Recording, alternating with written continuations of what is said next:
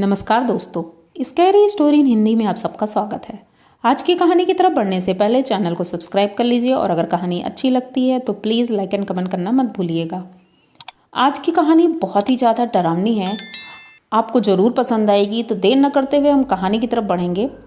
आज की कहानी संतोष, अतुल और अजय की है। ये तीनों बचपन के दोस्त हैं और अभी एक ही घर में रह कर के पढ़ाई कर रहे हैं। अतुल अपने मामा जी के घर आया था और वहीं पर तीनों हैं और वहीं पर रह के एग्ज़ाम देना है, तो वहीं पढ़ाई करते हैं। तीनों एक ही रूम में रहते हैं और दिन में पढ़ते हैं और रात में पढ़ते हैं। बाकी टाइम थोड़ा टहलना घूमना हो जाता है उनका, यही रूटीन था। एक दिन अतुल रात में बोलता है कि अरे यार, थोड़ा बोर हो गए हैं, चलो थोड़ा बाहर घूम के आते हैं।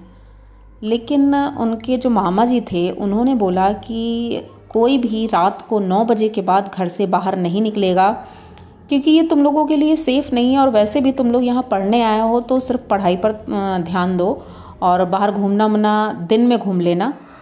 तो अतुल उनके सामने तो कुछ नहीं बोलता है, बोलता हाँ ठीक है मामा जी, कोई बात नहीं, अपने रूम में चला जाता है। तीनों बैठे वहाँ बातें कर ही रहे थे और सोच रहे थे कि इतने दिन हो गए हैं हम लोग कहीं बाहर गए नहीं और आज तो पक्का हम जाएंगे बाहर घूमने के लिए। जब रात में सब लोग सो जाते हैं तो वही 11 बजे के आसपास दोनों मेन गेट से नहीं जाते हैं, खिड़की से कूद करके जाते हैं, क्योंकि ग्राउंड फ्लोर पर था तो खिड़की खोल करके वो बाहर निकल जाते हैं। तीनों पैदल ही निकलते हैं, अपनी बाइक धीरे धीरे ले जा रहे थे और जैसे ही घर से थोड़ी दूर निकलते हैं तो बाइक स्टार्ट करते हैं और तीनों एक ही बाइक में बैठ जाते हैं और बहुत मज़ा आ रहा था। दोनों पीछे बैठे हुए थे, आगे अतुल गाड़ी चला रहा था। जैसे ही थोड़ी दूर पहुँचे ही थे तो देखते हैं कि उनके जो गांव के बगल वाला एरिया था वहाँ पर एक बहुत बड़ा जंगल जैसा था। तो बाहर बोर्ड लगा हुआ था उसमें कि ये कब्रिस्तान है। ये अतुल पढ़ लेता है और वो दोनों नहीं देख पाते हैं। अतुल थोड़ा सा डरने लगता है कि ऐसा तो नहीं है यहाँ पर कुछ हो, क्योंकि मामा जी बोल रहे थे कि रात में बाहर नहीं निकलना है और घर के पास में ही ये कब्रिस्तान है। लेकिन फिर भी अवॉइड करता है क्योंकि पीछे वो लोग गाने वाने गा रहे थे, तो उसी में ये भी बिज़ी हो जाता है और धीरे धीरे अपनी बाइक चला रहा था। तभी अचानक से उसे सामने से एक लड़की आती हुई दिखती है। उसके बाल बहुत बड़े बड़े थे, तो वो बीच रोड पे चल रही थी और गाड़ियाँ आ जा रही थी। तो ये देख करके अतुल थोड़ा डर जाता है, कहीं ऐसा ना हो कि इस लड़की का एक्सीडेंट हो जाए। वो गाड़ी अपनी थोड़ी स्लो कर लेता है और पीछे अजय से और अशोक से बोलता है कि देखो ये लड़की सामने जा रही है और कहीं इसका एक्सीडेंट ना हो जाए। तो ये दोनों जब देखते हैं उसकी तरफ तो वो बोलते हैं कि वहाँ तो कोई नहीं है, तुम्हें कौन दिख रहा है, ज़्यादा पी ली है क्या?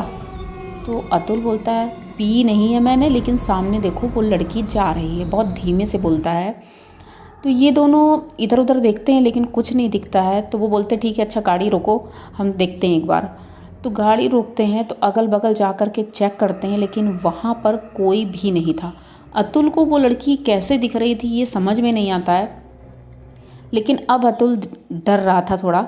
उसने बोला ऐसा है कि अभी हम लोग घर वापस चलते हैं क्योंकि मुझे थोड़ा डर लग रहा है और फिर किसी दिन आएंगे घूमने के लिए, दिन में घूम लेंगे हम लोग। तो वो दोनों बोलते हैं अब तुम्हें डर लगने लगा, वैसे भी हम लोग इतने दिनों बाद आज निकले हैं बाहर और तुम्हें डर लग रहा है। तो वो कहता ठीक है, अच्छा चलो, गाड़ी स्टार्ट करने लगता है। लेकिन अब गाड़ी स्टार्ट नहीं हो रही थी। ये दोनों परेशान होते हैं, वो भी ट्राई करते हैं लेकिन गाड़ी स्टार्ट नहीं होती है। तो वो लोग धक्का देते हुए गाड़ी को घर की तरफ वापस आने लगते हैं कि चलो कोई बात नहीं, गाड़ी ने भी धोखा दे दिया, अब हम लोग घर चलते हैं और फिर किसी दिन घूमने जाएंगे। जैसे ही वापस आ रहे थे और उस कब्रिस्तान के ठीक सामने आए तो इनको एक आवाज़ आ रही थी, जैसे कोई रो रहा है, बहुत तेज़ी से आवाज़ आ रही थी। कोई लड़की थी और ऐसा लग रहा था कि बहुत तेज़ी से रो रही है। तो अतुल बोलता है इतने बड़े जंगल में और इतनी रात हो रही है, यहाँ पर कोई लड़की कैसे रो सकती है?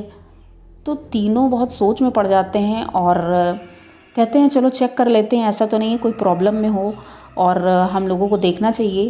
तीनों गाड़ी वहीं खड़ा करते हैं और जंगल की तरफ चल देते हैं। ये इनको नहीं करना चाहिए था, लेकिन ये तीनों ये गलती कर चुके थे। कब्रिस्तान के अंदर इन्होंने पैर रख दिया था। जैसे ही वहाँ जाते हैं, अब इनको चारों तरफ से वो आवाज़ें आने लगती हैं और ऐसा लगता है कोई बहुत ज़्यादा दुख में है, रो रहा है, चिल्ला रहा है। ये ढूंढना शुरू करते हैं लेकिन वहाँ कुछ नहीं मिलता है। फिर सोचते हैं चलो ऐसा है, हम लोग वापस चलते हैं अपने घर, क्योंकि रात बहुत हो गई है। अतुल थोड़ा डर रहा था, वो दोनों तो डर नहीं रहे थे। जैसे ही चलने लगते हैं तो अचानक से एक कब्र से हाथ निकलता है और अतुल का पैर पकड़ लेता है। अतुल एकदम से चौंक जाता है और जब चलने की कोशिश करता है तो नीचे गिर जाता है। वो दोनों दौड़ कर आते हैं पीछे, बोलते हैं क्या हुआ। तो अतुल बोलता है कि मुझे ऐसा लगा किसी ने मेरा पैर पकड़ के खींचा है। तो वो दोनों हंसने लगते हैं और बोलते हैं तुम्हें भी मजाक सूझ रहा है, ऐसा कुछ नहीं है यहाँ पर, हो सकता है किसी पत्थर में लग गया हो पैर। तो अगल बगल देखते हैं, वहाँ सिर्फ घास फूस थी, कोई पत्थर नहीं था। अतुल को कुछ समझ में नहीं आ रहा था और वो डरते हुए धीरे धीरे फिर चलने लगता है और उसे ऐसा लगता है जैसे पीछे से कोई उसे खींच रहा है बहुत तेज़ी से।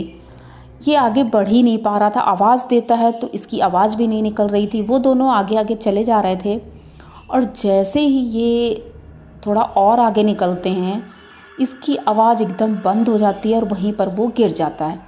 वो दोनों आगे जाते हैं, बाइक पास खड़े होते हैं और पीछे पलट के देखते हैं कि अतुल वहाँ है ही नहीं। अब ये दोनों परेशान होते हैं और सोचते हैं कि ऐसा तो नहीं है फिर से गिर गया हो।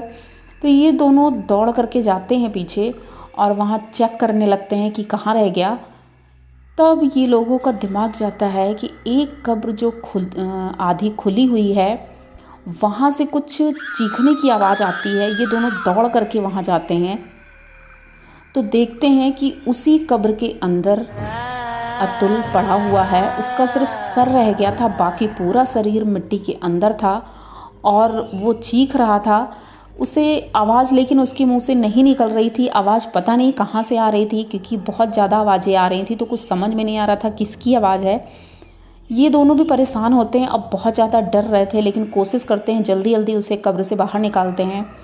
अपनी पीठ पर लादते हैं और लेके भागने लगते हैं। उसका शरीर इतना भारी था कि वो दोनों की हालत ख़राब हो जाती है। रोड तक लेकर आते हैं, वो बेहोश था और उसके मुंह पे पानी आनी डालते हैं। ये लोग होश में लाने की कोशिश करते हैं लेकिन उसे होश नहीं आ रहा था।